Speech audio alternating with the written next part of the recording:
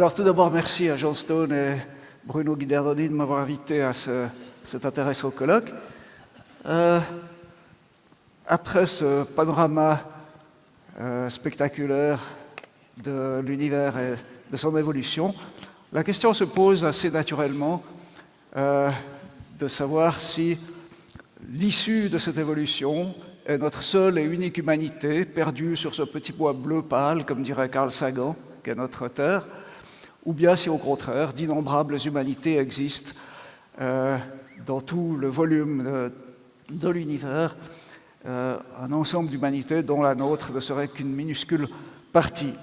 En d'autres termes, sommes-nous seuls dans l'univers? Je me suis permis de sous-titrer cet exposé avec une question un petit peu provocante peut-être à vos yeux. E.T. et la science font-ils bon ménage? Et je vais tâcher de justifier cette question par la suite. Mais avant cela, j'aimerais évoquer l'histoire des idées quant à l'existence possible de civilisations extraterrestres, d'humanités non humaines, E.T. pour les intimes. On fait remonter en général aux philosophes grecs du VIe siècle avant notre ère, Anaximandre, l'idée que d'autres êtres pensants pourraient exister ailleurs dans l'univers, et puis aussi aux atomistes grecs, comme Épicure en particulier, qui a exprimé cette idée un peu plus tard. Et on voit très clairement dans l'œuvre du romain Lucrèce, au 1er siècle avant notre ère, De Rerum Natura, de la nature des choses, un exposé de la doctrine atomiste, y compris l'idée que nous ne sommes sans doute pas seuls dans l'univers. Je passe très rapidement en posant juste quelques jalons sans être exhaustif. À la fin du Moyen-Âge, vous avez Nicolas de Cusa qui défend la même idée, Giordano Bruno, bien sûr, très connu pour avoir déjà compris que les étoiles sont autour de soleils accompagnés de systèmes planétaires, comme nous le savons bien maintenant.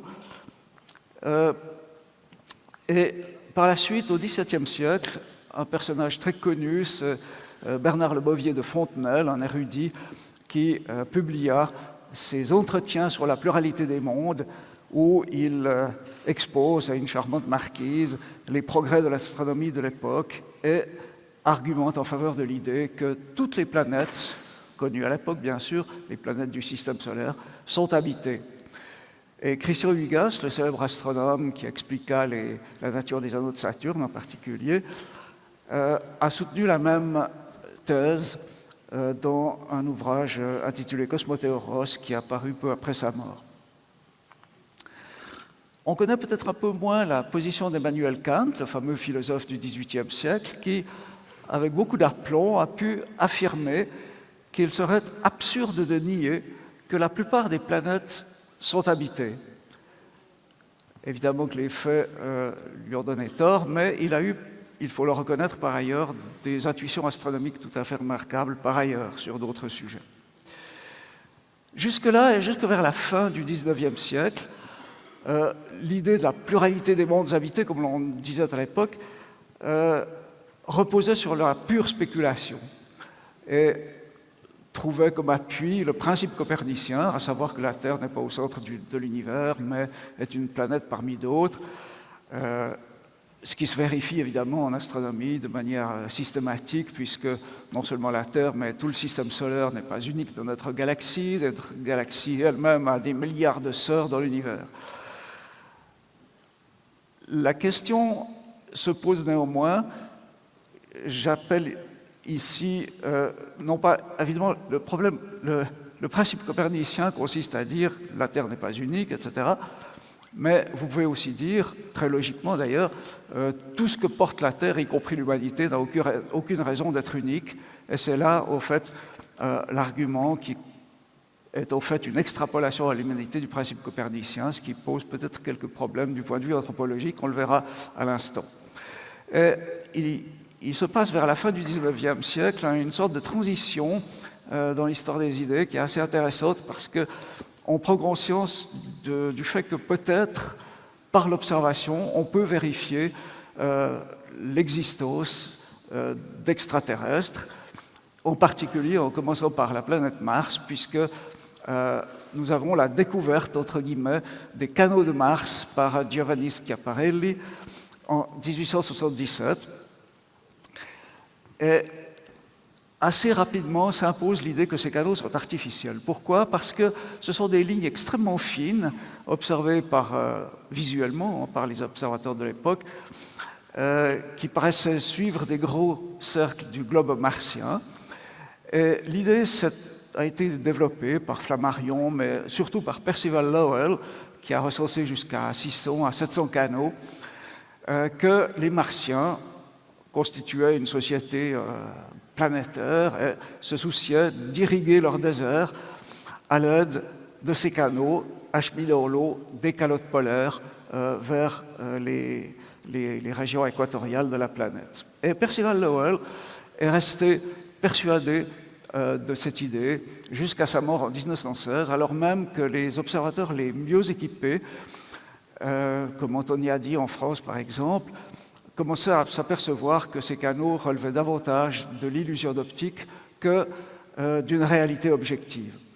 Exitent donc les Martiens, et nous voilà obligés de reléguer les extraterrestres à des distances interstellaires, mais avec les progrès de la radioastronomie, on s'est rendu compte au milieu du XXe siècle que les ondes radio pouvaient servir de vecteurs pour transmettre des signaux à travers l'espace, en particulier à l'occasion d'un fameux article de Cocconi et Morrison paru en 1959 dans la revue Nature. Et cet article a attiré l'attention de Frank Drake, un jeune radioastronome, qui a décidé de pointer son radiotélescope de Green Bank vers deux étoiles semblables au Soleil, autour desquelles il supposait que des planètes orbitaient, des planètes peut-être habitées par des civilisations suffisamment avancées pour envoyer des messages dans l'espace comme autant de bouteilles à la mer. Et c'était en 1960 déjà ce qu'il a appelé le programme OSMA, qui a été le coup d'envoi de ce programme plus général qu'on appelle SETI, pour Search for Extraterrestrial Intelligence, et qui regroupe toutes les tentatives d'écoute de cosmos à l'aide de radiotélescopes en particulier.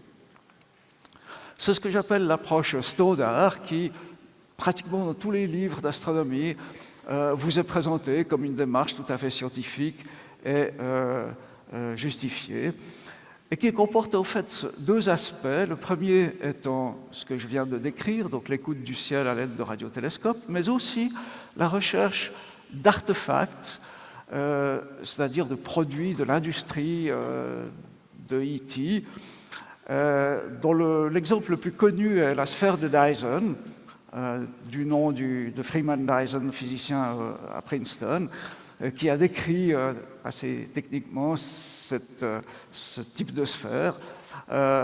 L'idée est qu'une civilisation suffisamment développée pourrait entourer son étoile d'une sorte de nasse ou de sphère constituée de myriades de panneaux solaires et exploiter ainsi toute l'énergie radiante de l'étoile au rendement des panneaux solaires près, bien sûr, qui n'est jamais 100%. Si bien que ces sphères pourraient rayonner dans l'infrarouge. Dyson, d'ailleurs, s'est basé sur l'idée d'un auteur de science-fiction, en fait, qui avait publié ça dans les années 30 déjà. Cette idée peut apparaître un peu extravagante, mais, comme dirait Fontenelle, pourquoi non? Et Fontenelle d'ajouter ce pourquoi non a une vertu qui peuplera tout. Et c'est un point assez intéressant de voir que sur 3 siècles qui nous séparent de Fontenelle, en fait, ce pourquoi non a perduré et continue d'être avancé, en fait, ne fût-ce qu'implicitement par les tenants de SETI. En deuxième partie, j'aimerais poser une question provocante. SETI ne serait-il pas une anti-science plutôt qu'une science? Parce qu'il pose, à mon avis, un problème épistémologique assez profond, que je vais vous illustrer par ce que j'appelle la parabole des 2 chercheurs. Le premier étant l'astrophysicien classique qui admet ou suppose implicitement, mais avec insistance, que tous les messages qui nous viennent du ciel, toutes les ondes électromagnétiques ou gravitationnelles éventuellement, ou rayons cosmiques, viennent de processus naturels et n'ont rien à voir avec quelque chose d'artificiel qui nous viendrait d'une civilisation extraterrestre. Le deuxième chercheur est le chercheur SETI, qui est persuadé que E.T. existe et qu'on doit pouvoir le détecter. Alors, ce deuxième chercheur, vous le verrez, va être tenté de quitter la science. Et pour le montrer, j'aimerais vous illustrer ce contraste entre démarche scientifique d'une part et démarche SETI d'autre part, par un exemple historique qui est la découverte des pulsars. En 1967, Jocelyn Bell reçoit de son radiotélescope des signaux très curieux, totalement inattendus, des pulses, des sursauts d'émissions radio qui se répètent à l'intervalle d'une seconde ou même une fraction de seconde avec une régularité remarquable qui est de l'ordre de la précision d'horloge à quartz. Comment expliquer maintenant ces signaux? Alors, le deuxième chercheur, le chercheur SETI, va être confronté à un dilemme. Va-t-il chercher une explication naturelle ou va-t-il chercher une explication artificielle? Forcément, vu ses convictions, il va chercher une explication artificielle. Le premier chercheur, l'astrophysicien classique, va chercher évidemment une explication naturelle et va se poser la question de savoir si c'est une étoile pulsante, comme on en connaît, mais pour des raisons de période et autres. Il préférera l'idée d'une étoile en rotation qui explique bien la parfaite régularité de l'émission. Si c'est une étoile en rotation, il faut que ce soit une étoile compacte, car faire tourner le Soleil en une seconde avec 1,5 million de kilomètres de diamètre, vous disperseriez sa matière dans tout l'espace. Et on connaît deux types d'étoiles compactes, les naines blanches d'une part, mais qui sont trop grandes encore puisqu'elles ont la taille de la Terre, et les étoiles à neutrons, où 1,4 fois la masse du Soleil est condensée dans un rayon de l'ordre de 20 km. Donc on converge vers un modèle assez plausible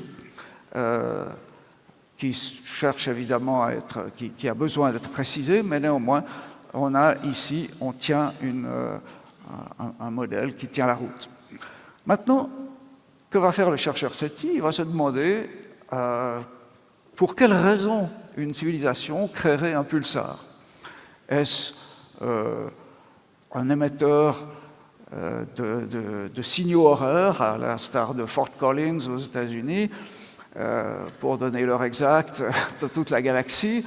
Ça paraît peu probable vu que la précision est moins bonne que nos horloges atomiques, mais pourquoi pas une balise radio pour les vaisseaux interstellaires qui voyagent dans la galaxie? Pourquoi pas le drapeau d'une civilisation extraterrestre destinée tout simplement à fixer les limites de ou les frontières de quelque empire galactique? Et chaque fois, vous êtes tenu de répondre pourquoi pas, et vous n'êtes contraint par aucune loi qui vous permet de discriminer une hypothèse plutôt qu'une autre. C'est pourquoi je vous propose ici d'inverser le raisonnement. On voit que l'astrophysique existe, John Matter vous l'a montré, elle fonctionne plutôt bien. C'est une science naturelle qui est inapplicable aux êtres libres et inventifs, et donc y inclure E.T. Ne peut que causer quelques flous, et même sa perte, si on pousse le raisonnement jusqu'au bout. Par ailleurs, donc, autrement dit, l'existence de E.T. est une condition nécessaire, l'inexistence de E.T. est une condition nécessaire au bon fonctionnement de l'astrophysique, et donc, on est tenté, en utilisant le rasoir d'Occam, qui est aussi le principe d'économie d'hypothèse, de conclure que E.T. n'existe pas. Conclusion, évidemment, peut-être un peu simpliste, préliminaire, mais que je me plais à vous soumettre en allant à l'encontre de l'avis majoritaire, dirais-je. Une deuxième raison pour laquelle, et une raison peut-être encore plus contraignante, pour laquelle SETI apparaît comme une anti-science plutôt qu'une démarche scientifique, c'est l'aspect messianique que l'on retrouve de manière insistante dans la littérature SETI, basée sur cette pierre angulaire qu'est la fameuse citation d'Arthur Clarke, selon laquelle toute technologie suffisamment avancée ne peut être distinguée de la magie aux yeux de celui qui n'est pas aussi avancé. Ce qui fait écrire à un auteur sur la vie intelligente dans l'univers que des E.T. en avance d'1 milliard d'années sur nous doivent être essentiellement semblables à Dieu, avec des facultés qui confinent à l'omniscience et à l'omnipotence. Dans un autre livre de la collection Que sais-je sur la recherche de la vie dans l'univers, on trouve la réception d'un message extraterrestre qualifié du plus grand espoir de l'humanité. Et dans un document plus ancien, Project Cyclops, qui est la description d'un réseau de radiotélescopes destiné à contribuer au programme SETI, qui n'a jamais été réalisé, il est question carrément du salut de l'espèce humaine. Et je pourrais multiplier encore les citations, notamment de la part de Carl Sagan, et on voit très bien que dans la culture SETI, en fait, E.T. apparaît comme un ersatz de Dieu, et que SETI est un symptôme d'une aspiration à la transcendance. Et nous sommes là sur un plan métaphysique, et on peut le voir aussi, par exemple, dans le film Contact, que vous avez peut-être vu, tiré d'un roman de Carl Sagan, où cet aspect est très évident. C'est assez intéressant d'ailleurs de voir que Carl Sagan est un des chantres les plus volubiles de SETI, qu'il était un athée militant, mais on voit que cette culture SETI a chassé Dieu par la fenêtre et le voit revenir chassé Dieu par la porte, pardon, et le voit revenir par la fenêtre sous forme d'ersatz, finalement sous forme d'idole en fait. En conclusion, faut-il choisir entre science et E.T.? J'aimerais rappeler que les chercheurs de SETI sont issus d'une culture ascétique. C'est un jeu de mots que je me permets parce qu'il est justifié par le fait que la recherche scientifique est une forme d'ascèse en quelque sorte, mais ils n'en sont pas conscients parce qu'ils ont appris en fait une astrophysique basée sur l'hypothèse que E.T. n'existe pas en réalité. D'autre part, admettre l'existence de E.T. soulève ce problème que j'ai évoqué au point 2. Il pourrait avoir des millions d'années d'avance sur nous, comme vu au point 3. Et surtout, si E.T. existe, alors toute fantasmagorie, tout signal inattendu nous tombant du ciel devient envisageable, si bien que E.T. explique tout, mais du même coup n'explique rien. Et donc, on peut se poser la question de savoir si une science qui admettrait l'existence d'une civilisation E.T., communicante du moins, je ne parle pas de civilisation qui serait totalement isolée et n'aurait pas d'impact sur son environnement, est-ce qu'une telle science pourrait fonctionner? Alors, vous voyez bien qu'on ouvre une sorte de boîte de Pandore qui, par définition, ne peut pas être refermée, mais on peut se demander comment limiter les dégâts au moins. Et on serait tenté d'évoquer cette fameuse gravure de Goya intitulée « Le sommeil de la raison engendre des monstres ». Mais ce n'est pas tout à fait pertinent, me semble-t-il, parce que la raison, et pas seulement son sommeil, est capable d'engendrer des monstres parce que le problème est situé en amont de la raison et est situé au niveau des présupposés en réalité. Si les prémices sont fausses, alors toutes les déductions si rationnelles et logiques que vous pouvez tirer de ces prémices soient-elles, elles peuvent très bien, ces conclusions, s'avérer fausses. Et donc, la question que je pose, en lieu et place de la question initiale, et que je laisse à votre méditation, c'est quelle transcendance allons-nous choisir? Et je pense que les prochains exposés vont vous permettre d'alimenter cette réflexion. Je vous remercie de votre attention.